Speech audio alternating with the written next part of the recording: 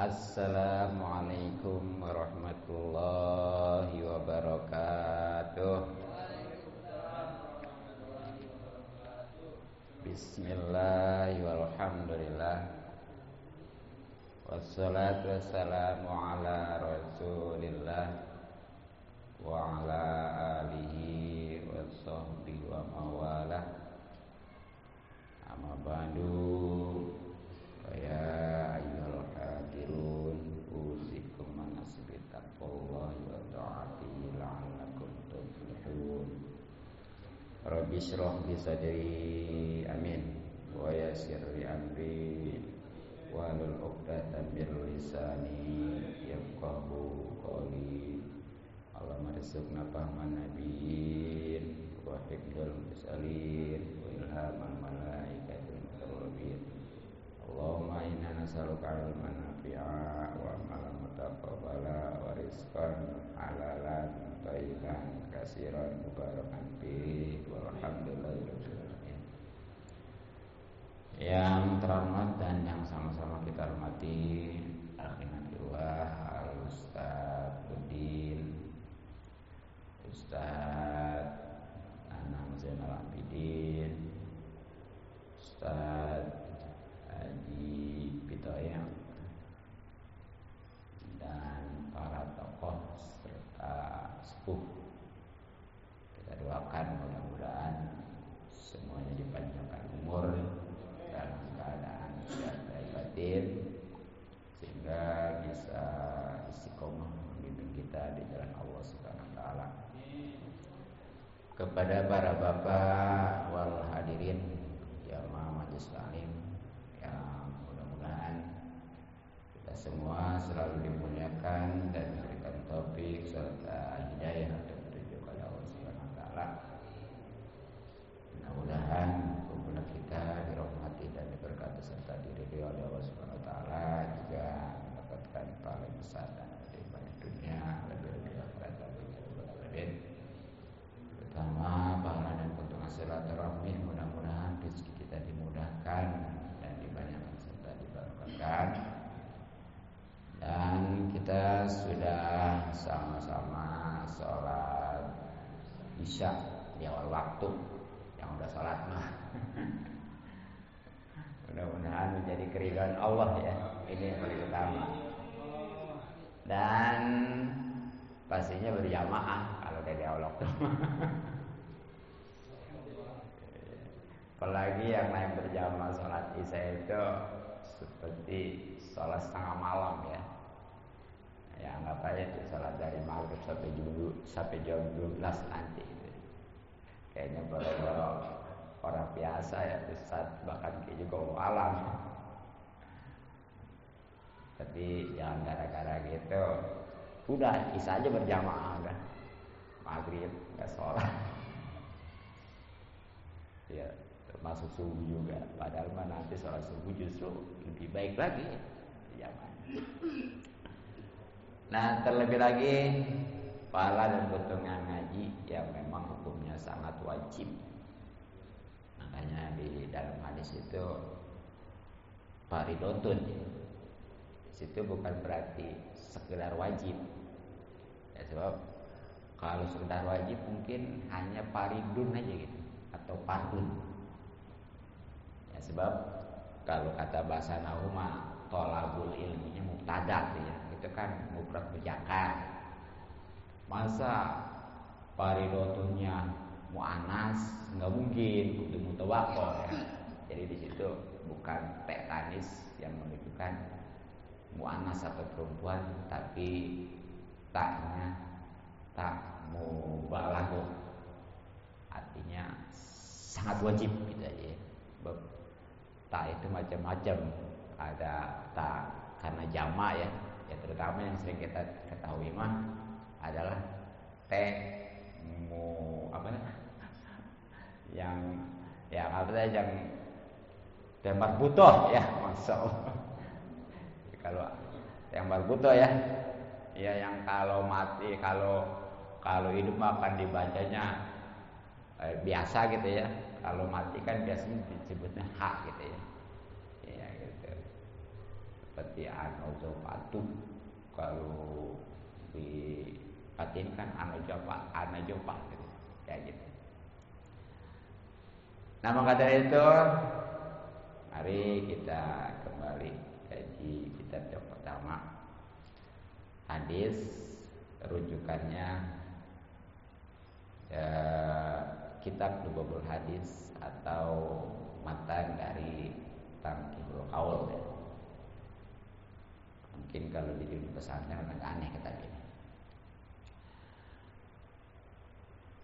Qala musannif rahimahullah taala wa nafa'ana bihi wa bi ulumihi wa madana bi asrari bidaraini amin ya rabbal alamin. Bismillahirrahmanirrahim. A'udzu billahi minasyaitonir rajim. Bismillahirrahmanirrahim. Alhamdulillahi rabbil alamin arrahmanir rahim maliki yaumiddin. Iyyaka na'budu wa iyyaka nasta'in. Ihdinas siratal mustaqim. Siratal ladzina an'amta 'alaihim ghairil maghdubi 'alaihim waladdallin. Bismillahirrahmanirrahim. Yang punya dan bawa kitabnya halaman 25 ya.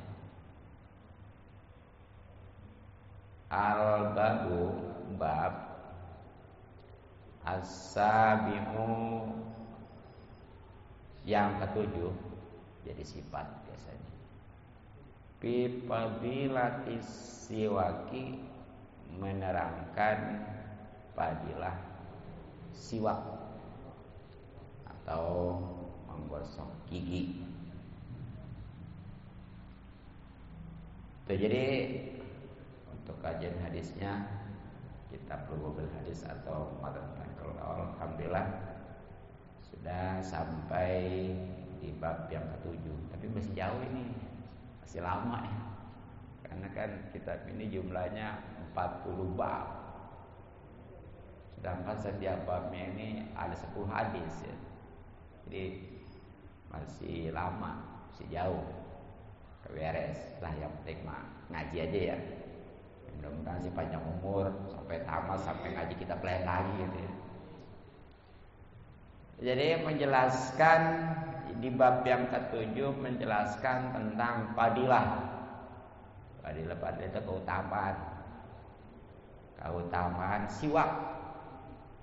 Siwak itu kalau bahasa kitanya mah nyusur ya.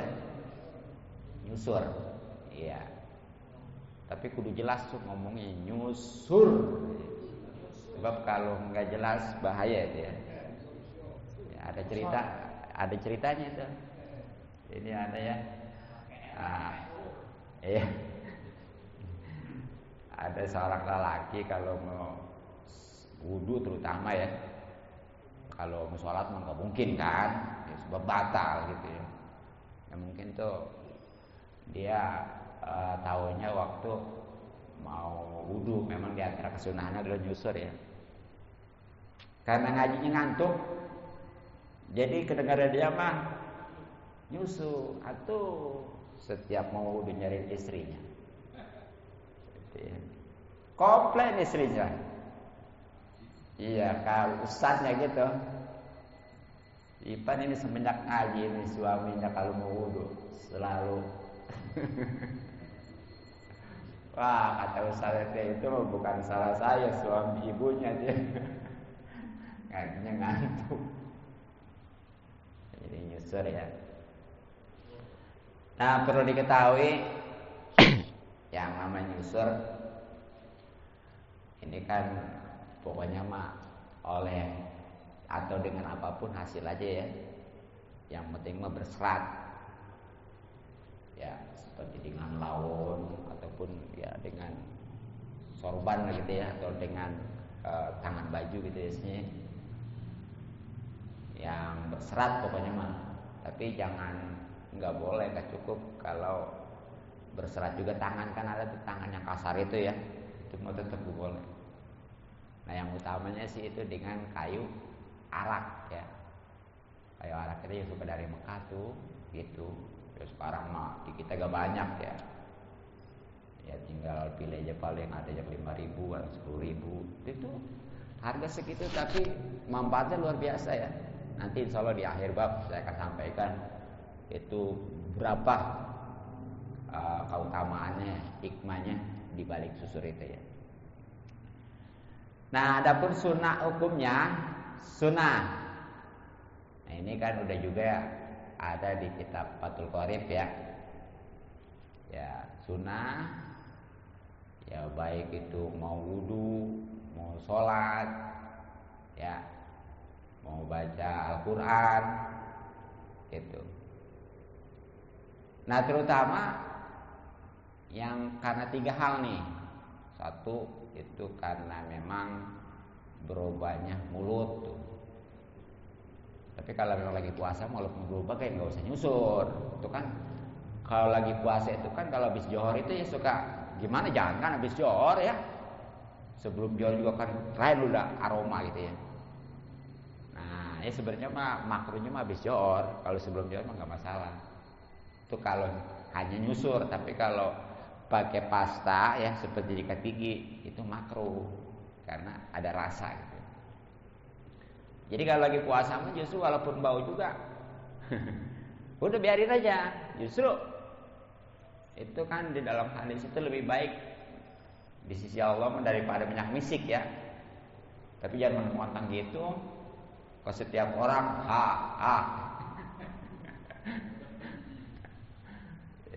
Jadi pertama karena berubahnya mulut ya, biasanya karena lama enggak ngomong ataupun enggak makan seperti puasa ya. Nah, yang keduanya ini yang sangat disunahkan ya, itu ketika bangun tidur. Ya udah, otomatis bangun tidur apa pasti ya. Pokoknya mah orang cakep juga. Kalau bangun tidur mah pastilah. Makanya dulu ya ada ceritanya seseorang dia menyukai jablay gitu ya.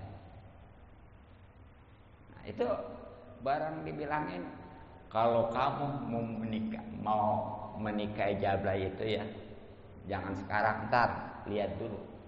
Kalau bangun tidurnya masih cakep aja dan wangi, boleh ditikah. Ternyata secakep apapun juga kalau bangun tidur mah tetap aja. Makanya disunahkan usur ya. Nah, yang ketiganya nih yang sangat disunahkan ya, itu karena mau sholat tuh. Ya, bahkan nantilah keuntungan diantaranya nih ya.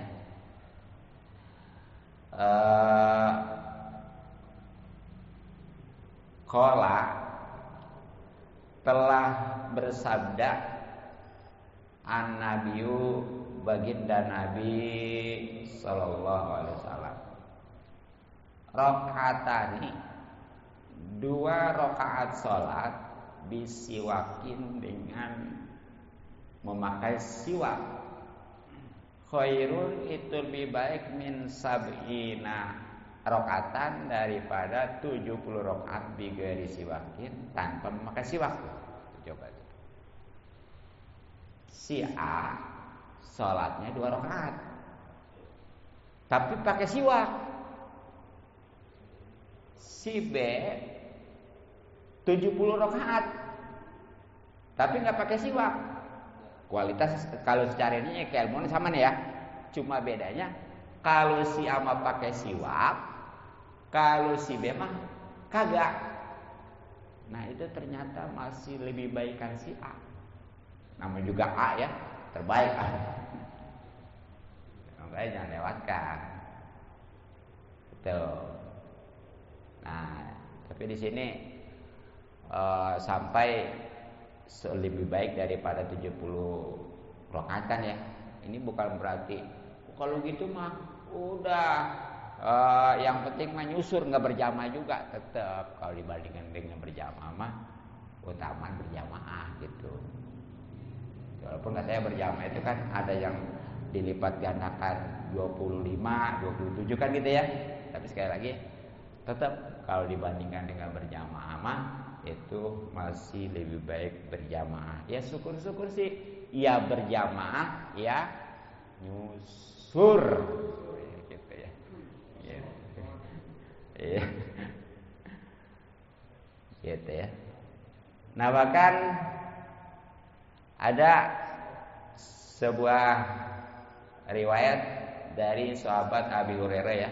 Ini di dalam sarahnya nih, yang namanya kitab Tanggul Kaulnya ya. Yang terjemahannya nih, sabda Rasulullah, terjemahan aja langsung lah. Ada beberapa kesucian, ya ataupun ya ada 4 lah di hadis ini ya. Ini kesucian. 1, memotong kumis. Kumis memotong ya, dicukur ya. Strip itu ya seminggu sekali, ataupun lambatnya berapa lama lah, jangan sampai tapi nyebrang. Jadi jangan sampai makan mie kelihatan dia dikiranya mie itu ya. Kan ada kadang-kadang betah itu ya, jadi kumis sampai nyebrang gitu ya. Iya, jangan ya. Itu justru kesunahan tuh ya, kesucian. Wah, itu seminggu sekali Pak. Iya. Kedua, mencukur, baru dicukur tuh bulu. Nah itu. Dicukur lagi ya. Itu dalam ini mah maksimal 40 hari sekali dicukur. Jadi jangan sampai istilahnya berbulan-bulan bahkan bertahun-tahun nggak dicukur-cukur, abel gitu ya. Emang begitu hebat, walaupun rambutnya udah putih, begitu tetap hitam ya. Ya. Nggak ngaruh dia kan. Mungkin kata nggak pernah kepanasan kali ya. Iya. Gitu ya.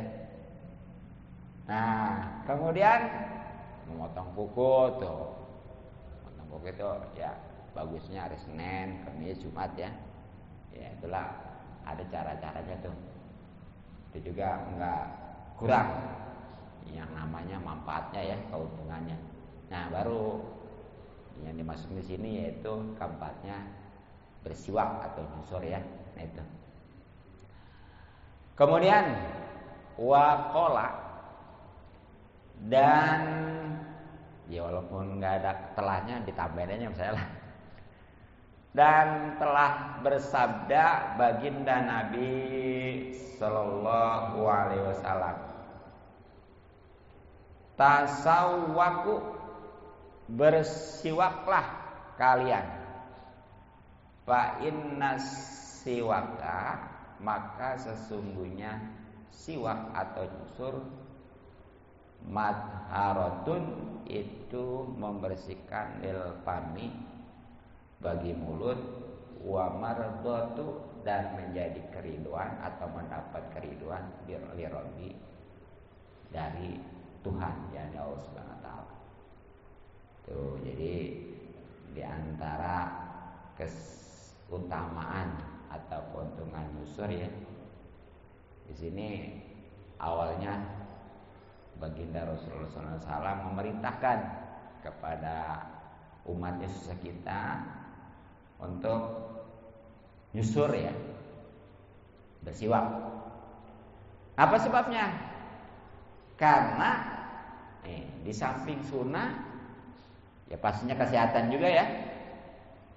Juga di sini bisa membersihkan mulut, pasti. Tuh, kayak di sini lagi nih ya. Siwak mufrad mujakkar, madharatun nih di sini taknya juga di sini bukan ta marbutun tapi ta jama ya. Yang menunjukkan bahwa yang namanya nyusur itu banyak mensucikan bagi mulut atau banyak keuntungannya. Dan yang paling utama lagi, tanpa nih kita sadari ya, ternyata di balik nyusur itu Allah Subhanahu wa taala menjadi ridho. Ini yang luar biasa ini ya.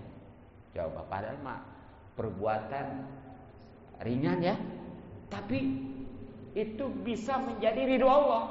Sedangkan ridho Allah puncak segalanya. Makanya jangan malas atau dilewatkan ya. Nah kemudian waqala dan telah bersabda. Nah kenapa pakai telah? Karena di sini zaman madi ya. Tuh kalau zaman atau fi'il mudhari mah boleh bersabda atau akan bersabda ya. Kalau fi'il madi mah telah zaman lewat. Kalau amr kan zaman hal. Waqala dan telah bersabda baginda Nabi sallallahu alaihi wasallam. Sittatun, ada 6 macam min sunanil mursalina, yaitu di antara sunnah-sunnah para rasul. Al-haya'u, yang pertama rasa malu. Wal hilmu, yang keduanya sebenarnya mah kalau yang namanya ilmu sabar mah bukan ilmu ya, beda. Jadi lebih ininya kalau ilmu mah lapang dada ya, atau murah hati lah. Wal hujamatu, ketiganya berbekam. Wasiwaku, keempatnya menggunakan siwak, lusur tadi. Wa ta'aturu, kelimanya memakai wangi-wangian. Yang keenamnya sebutin jangan. Wa kasratul azwaji, dan banyak istri. Banyak istri.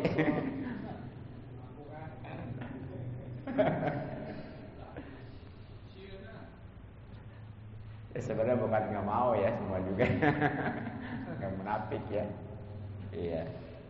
Dan juga bukannya nggak mampu juga ya. Yang terutamanya mah tadi sieun kalau bahasa orang Sunda mah. Kalau kata orang Jawa mah wedi gitu ya. Kalau kata orang Betawi mah takut lah.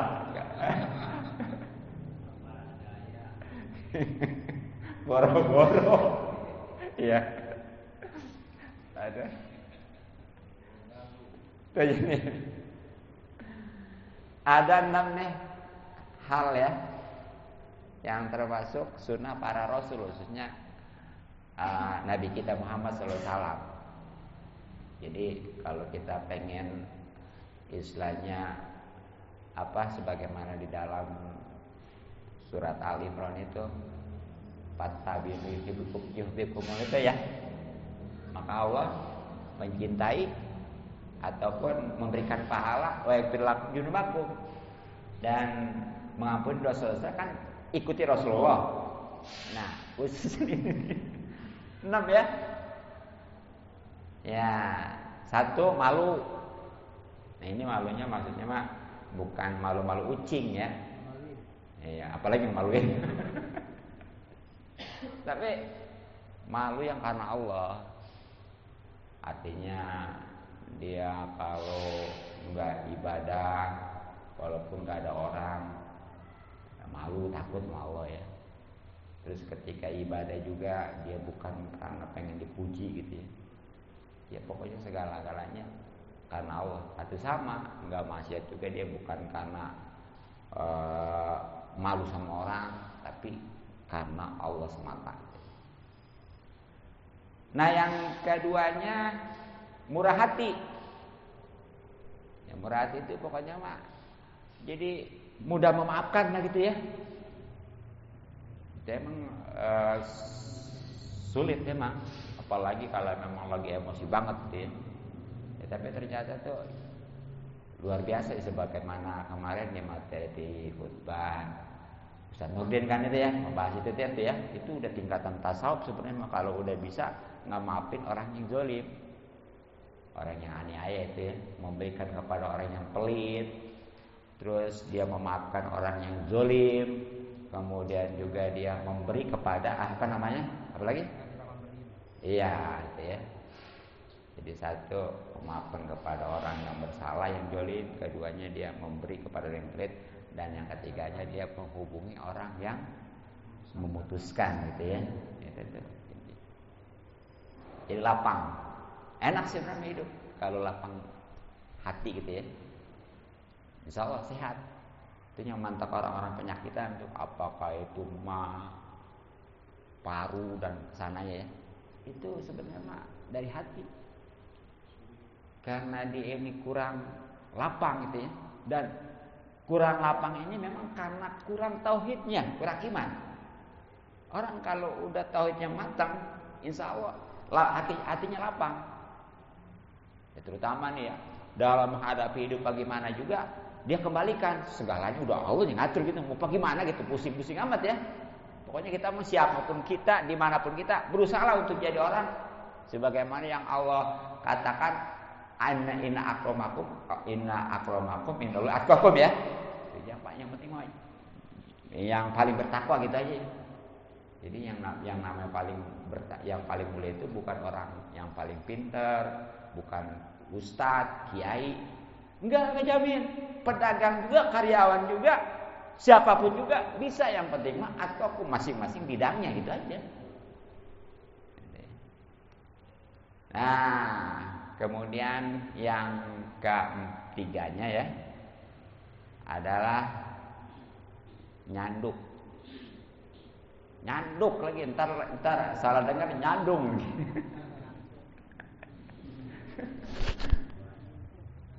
Iya, nyanduk itu bekam ya.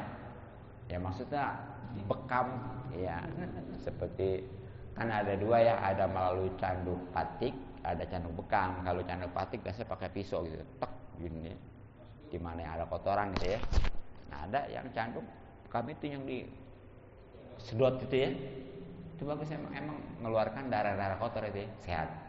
Itu memang pengobatan ala baginda Nabi ya, yang istilah tibun nabawi di antaranya. Itu. Nah kemudian wasiwaku tuh, siwak jelas ya sebagaimana di dalam bahasan ini ya. Yang kalimatnya wata'aturu tuh, memakai minyak wangi itu. Yang nggak punya beli. Yang namanya minyak wangi, ongkonya sunnah hukumnya ya. Terus ini kan istilahnya sunnah Rasulullah ya. Belum lagi malaikat senang. Juga ternyata sebagaimana Imam Syafi'i katakan, man toba rihuhu zada akuhu. Siapa orang yang wangi aromanya, maka tambah akalnya. Makanya itu anak-anak kita kalau biar cerdas ya, itu pakai minyak wangi. Ya terutama kita nih. Ya, jadi itu luar biasa. Kenapa? Wangi menyan.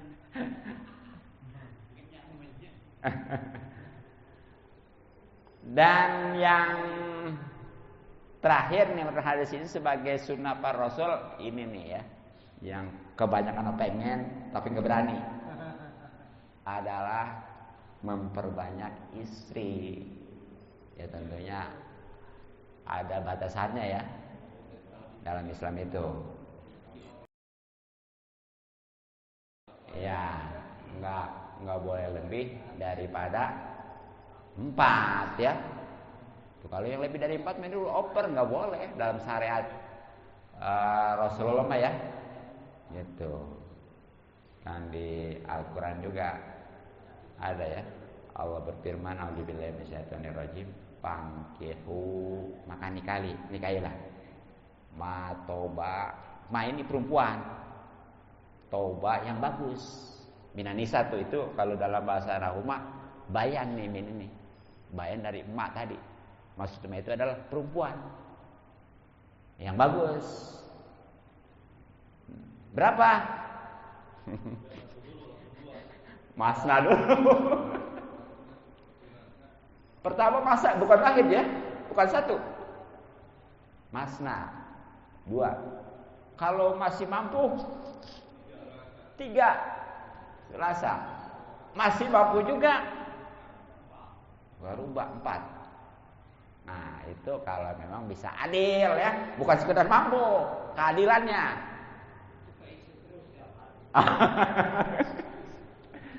Iya. Walaupun mampu nggak adil, hati-hati ya. Cuma memang nggak bakal bisa bicara adil enggaknya kalau nggak mulai sekurang-kurangnya 2, betul nggak? Ngomong 2. Ya. Kalau nggak adil, pain hitum ala tadilu tuh. Kalau kalian takut ala tadilu tidak bisa adil, udah jangan macam-macam, walaupun mampu juga. Faedah satu ya. Ya ini mau boro-boro mampu ya, adil juga kagak lagi ya. Iya.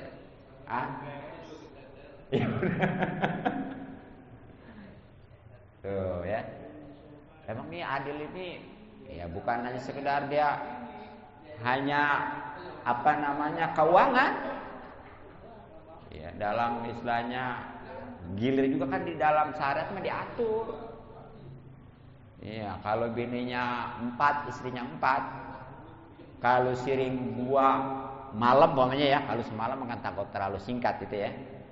Itu semuanya kalau yang 1 2 malam, yang lain juga 2 malam. Ayo aja. Ya itu mah kalau udah dia ngirim 2 malam sebenarnya mah masalah menggauli mah nggak jadi syarat. Yang penting mah gilirnya gitu. Iya, nemenin bahasanya gitu ya. Begitu. Oh, tuh, jadi kalau itu tuh ya, yang namanya poligami itu harus adil tuh dalam bergilirnya. Ya kecuali kalau maunya dia karena baru 2 ya, tadi nambah lagi 1.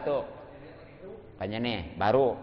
Kalau memang itu yang istri barunya itu perawan, itu nggak apa-apa. Ada bonus 7 malam di situ nggak apa-apa. Iya kalau perawan. Iya. Iya, makanya nih dia udah punya istri 2, kemudian nikah lagi yang ketiga perawan.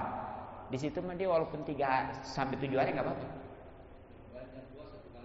Iya Tapi kalau janda tetap kudu 3 aja ya.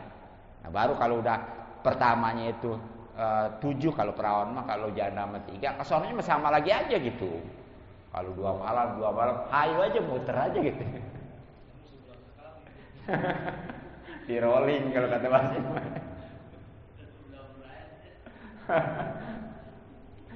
Ya emang sekali lagi ini manusiawi lah, nggak usah munafik, juga pengen ya, tapi itu tadi.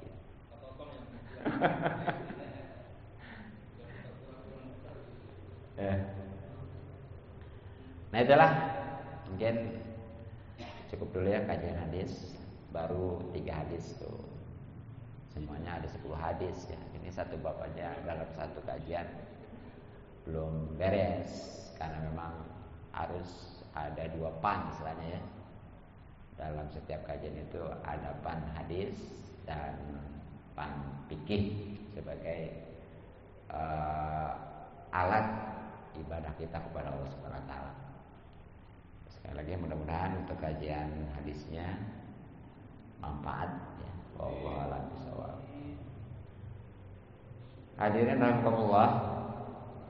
Selanjutnya kajian kita untuk fikihnya masih tentang yang terkait dengan kepengurusan jenazah ya. Ya khususnya tentang mengkapani. Walaupun udah pernah diaji di dalam kitab Fathul Qorib ya, udah kelewat ya.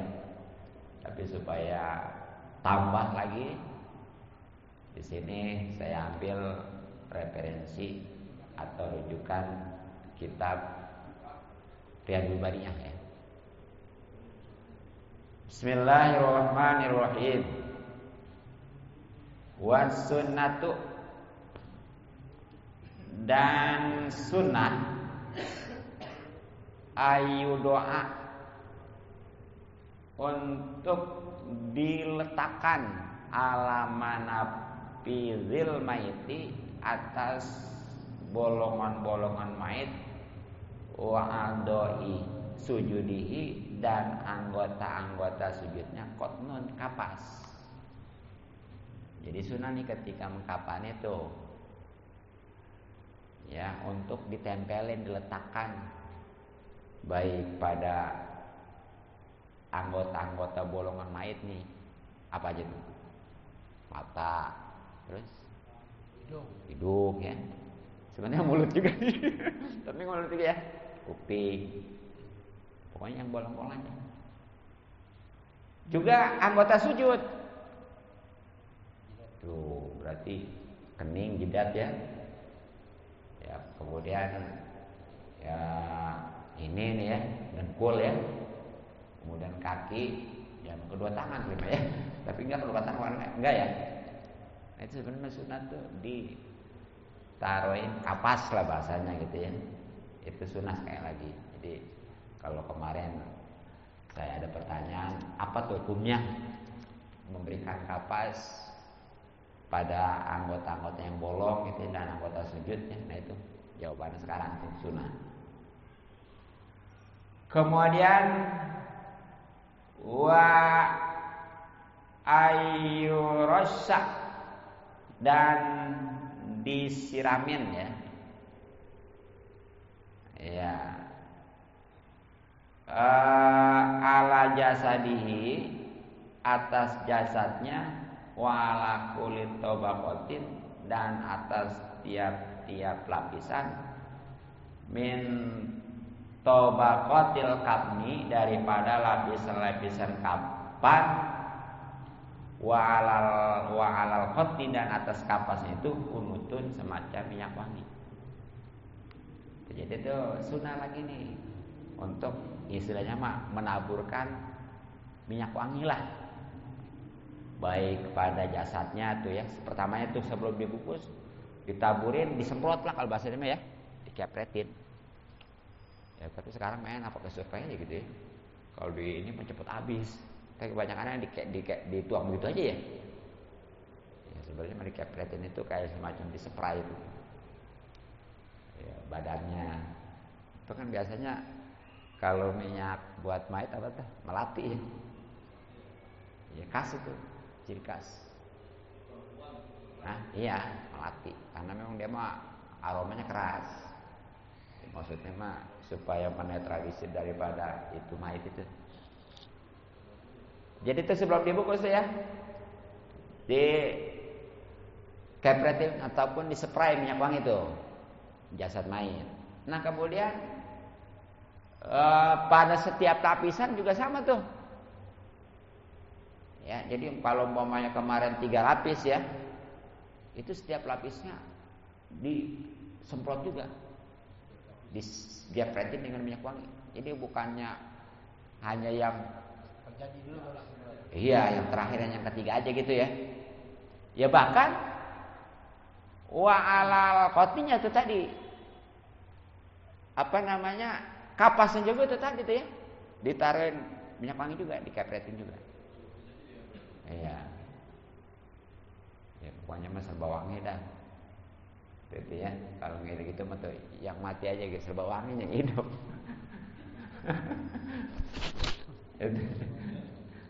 Ya. Jadi itu ya sunat tuh. Jadi untuk ngepretin ataupun nyeprai dengan minyak wangi, baik pada jasad si mayat belum dibungkus, kemudian tadi kapas-kapasnya yang untuk menutupi bolongan atau anggota sujud si mayat gitu ya, bahkan setiap lapisan itu. Nah kemudian wayudau, dan diletakkan ma'al hunuti, beserta minyak wangi itu kapur, tetapi itu ya sunnah lagi nih. Plus di samping minyak wangi juga ditaruhin kapur barus deh. Kapur barus kan ya? Iya. Gitu. Jadi kan lebih lagi tuh. Kamper lah gitu semacam itu ya. Sebab kalau sekedar minyak wangi kayaknya kurang kuat gitu ya untuk menetralisir aroma si mayit itu ya. Itu pakai kapur juga itu barus. Gitu ya. Jadi itulah. Kemudian wa antu sadda dan diikat ya. Gitu.